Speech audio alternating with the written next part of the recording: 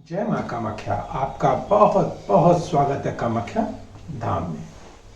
वृश्चिक राशि मार्च मास सन 2022 कैसा रहेगा, आइए जानते हैं। लेकिन उससे पहले एक नजर डालते हैं मुख्य त्योहारों पर। 1 तारीख को महाशिवरात्रि है, 2 को अमावस्या है, 10 तो होलाष्टक प्रारंभ हो रहे हैं, 14 तारीख को अमलकी एकादशी और 17 तारीख को होलिका दहन और 18 तारीख को फागुन मास की पूर्णिमा या होलिका पर्व। 25 तारीख को शीतला माता जी का व्रत है और 28 तारीख को पाप मोचनी एकादशी है।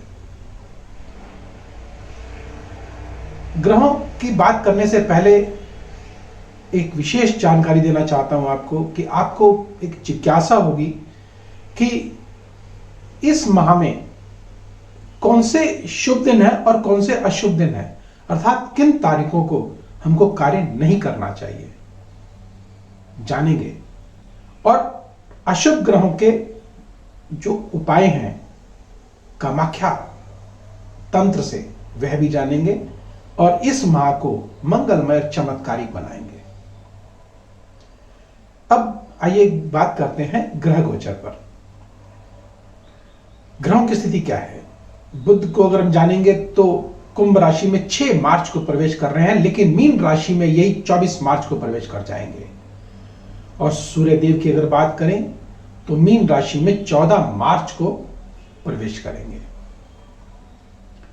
अब बात करते हैं वृश्चिक राशि वाले जातकों के ग्रहों की। तो केतु लग्न में बैठे हुए हैं, राहु सप्तम में, मंगल शुक्र शनि और बुध यह तृतीय भाव पर विराजित है और बृहस्पति और सूर्य यह चतुर्थ भाव पर विराजित है। लग्नेश मंगलदेव तृतीय भाव पर उच्च के होकर विराजित है, अर्थात यह स्थान पराक्रम का है, छोटे भाई बहनों का है, छोटी छोटी यात्राओं का है, हमारे आस पड़ोस का है। तो निश्चित इसमें वृद्धि होगी, शुभ समाचार आपको मिलेंगे, पड़ोसियों के साथ अच्छे संबंध रहेंगे, आपका पराक्रम बढ़ेगा आपका। और यहीं से मंगल देव भाग्य स्थान को देख रहे हैं, भाग्य में वृद्धि करेंगे और छोटी छोटी यात्राएं भी आपकी अवश्य होंगी और जो कि लाभदायक होंगी और भाग्य में वृद्धि करेंगे। अर्थात भाग्य में वृद्धि करने का मतलब आप कम करेंगे और आपको अधिक मिलेगा। स्वास्थ्य की दृष्टि से भी यह माह आपके लिए बहुत उत्तम है। केतु लग्न में बैठे हैं तो निश्चित कहीं ना कहीं मानसिक तनाव या थोड़ा सा उलझने आपको दे सकते हैं, या यूं कहें कि दिमाग में भटकाव की स्थिति पैदा हो सकती है।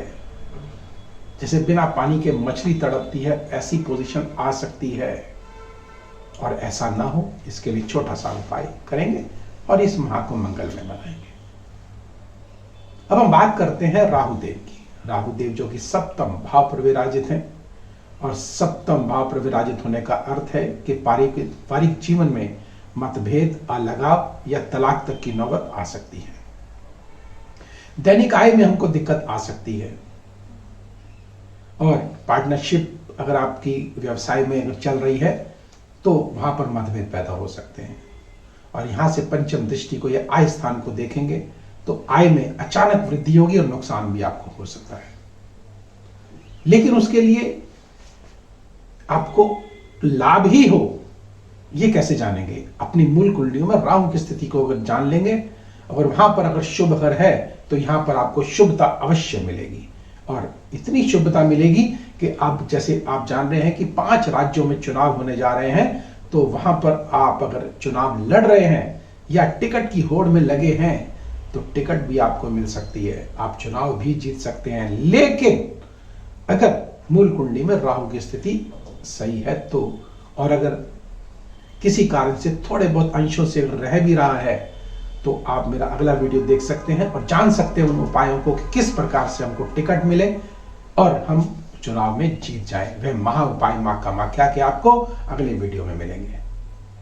उसके लिए आपको इसको लाइक करना होगा, सब्सक्राइब करना होगा और बेल बटन को अवश्य दबाना होगा। जिससे मां कामाख्या के अचूक तांत्रिक उपाय आपको मिले और आप चुनाव में विजयी हो।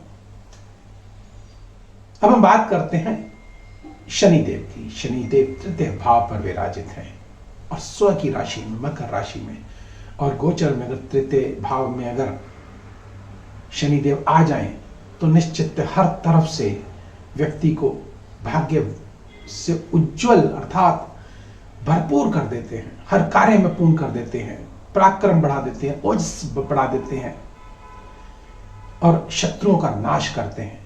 संतान की तरफ से भी आपको शुभ समाचार देते हैं, चाहे वो आप व्यापारिक वर्ग से जुड़े हुए हों, चाहे आप नौकरी पेशे से जुड़े हों, आपको प्रमोशन देंगे, हर तरफ से आपको माला माल करते चले जाएंगे। पारिवारिक जीवन में भी आपके सुख आपके बढ़ेंगे। और अब हम बात करते हैं बुध देव की। बुध देव जो कि छठे भाव, अष्टम भाव से भी संबंध रखते हैं और एकादश भाव जो आय के भाव से भी करते हैं। आय का भाव जो कि तृतीय भाव में, आप पराक्रम के द्वारा आपको धन अवश्य मिलेगा। अगर आप पराक्रम नहीं करेंगे तो ध्यान रखिएगा, न्यूनता हो सकती है, लेकिन अगर आप पराक्रम कर लेते हैं तो भाग्यवर्धक तो मंगल देव हो ही रहे हैं। इसके साथ साथ शनिदेव भी आपके पक्ष में आए हुए हैं, आपको शुभ फल देने आ गए हैं। और ऐसे में अगर बुध देव अर्थात आप पराक्रम थोड़ा सा अगर कर लें तो धन आने से कोई नहीं रोक सकता। अवश्य आपकी योजनाएं इस माह अवश्य पूर्ण होने जा रही हैं। यह मार्च का माह आपके लिए बहुत ही फलदायी होने जा रहा है, जो कि समृद्धि देगा आपको, सफलता देगा आपको, ऐश्वर्य देगा, भोग विलास की चीजें उपलब्ध कराएगा, आपके आय में वृद्धि करेगा। हर प्रकार से आपके कोई रुके हुए कार्य हैं तो उनको भी पूर्ण करने की पूर्ण क्षमता है इस मार्च के महीने में ग्रहों के साथ। और अब हम बात करते हैं बृहस्पति देव की। बृहस्पति देव जो कि कुंभ राशि में विराजित हैं और चतुर्थ भाव पर विराजित हैं, मन के भाव पर, जनता के भाव पर। जैसा मैंने कहा कि जो चुनाव जीतना चाहते हैं उनके लिए बहुत ही उत्तम समय है ये, और सूर्यदेव साथ में है, और जो कि 14 मार्च को यह मीन राशि में चले जाएंगे, पंचम भाव पे चले जाएंगे, तो आपके पुरुषार्थ को, आपकी हिम्मत को, आपके विल पावर को स्ट्रॉन्ग करेंगे और यहीं से आय के स्थान को देखेंगे तो आय में वृद्धि करेंगे, आपको प्राप्ति कराएंगे, मान सम्मान प्रतिष्ठा की प्राप्ति कराएंगे। तो निश्चित जो जातक चुनाव में खड़े हो रहे हैं या टिकट की होड़ में लगे हुए हैं उनके लिए यह माह बहुत ही उत्तम है, लेकिन अपनी मूल कुंडलियों में भी इसकी स्थिति को अवश्य आंक लें। कहीं ऐसा ना हो फिर कहें कि गुरुदेव आपने तो ऐसा बोला था लेकिन ऐसा कुछ हुआ नहीं। तो इसके लिए किसी योग्य विद्वान को दिखाएं और आपको निश्चित अगर शुभता है तो सफलता अवश्य मिलेगी। और अगर किसी कारण से थोड़ी बहुत अगर गुंजाइश अगर है, अशुभता आ रही है, तो उसके लिए जैसे मैंने बताया आपको कि अगला वीडियो देखें आप, उसमें आपको महा उपाय मां कामाख्या के चुनाव लड़ने के लिए, टिकट लेने के लिए मिलेंगे। आप उन्हें करिएगा और लाभ अवश्य लेंगे। अब हम बात करते हैं मंगल देव की, शुक्रदेव की। शुक्रदेव जो है वह भी तृतीय भाव पर विराजित हैं और सप्तम भाव के स्वामी होकर के, द्वादश भाव के स्वामी होकर के और तृतीय भाव पर बैठे हैं। अर्थात किसी स्त्री के द्वारा आपको लाभ अवश्य होने जा रहा है, सुखों में वृद्धि होने जा रही है। अगर कोई आप नया वाहन, दुकान, मकान या कोई नया व्यवसाय सौंदर्य से संबंधित करना चाह रहे हैं, जैसे फिल्म जगत के लोग हैं, उनके लिए भी बहुत उत्तम यह माह है ये। अगर चाहते हैं कोई फिल्म रिलीज करना या नया व्यवसाय करना तो यह माह निश्चित बहुत उत्तम होने जा रहा है।